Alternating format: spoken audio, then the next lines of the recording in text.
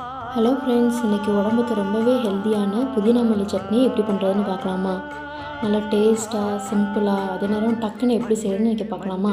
First சட்டி சூடானதும் கொஞ்சமாக எண்ணெய் விட்டு 1 ஸ்பூன் அளவுக்கு நான் உளுந்து சேர்த்து நல்லா பொன்னிறமாக வறுத்துக்கிறேன். அப்புறம் ஒரு கைப்பிடி அளவுக்கு புதினா, ஒரு கைப்பிடி அளவுக்கு கொத்தமல்லி, 4 பல்லு பூண்டு, 2 மிளகாய், ஒரு காயின் சைஸ் புளி, ஒரு சில் தேங்காய் குட்டி குட்டியாக கட் பண்ணி கூட சேர்த்துருக்கேன். ஒரு கைப்பிடி அளவுக்கு சின்ன வெங்காயம் சேர்த்துருக்கேன்.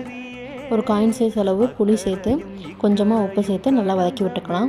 புதினா கொத்தமல்லி பார்க்க தான் நிறையா தெரியும், ஆனால் வதங்கினதும் ரொம்பவே கம்மியாயிரும். இது நல்லா வதங்கிடுச்சு. இப்போ அரைச்சி எடுத்துக்கலாம்.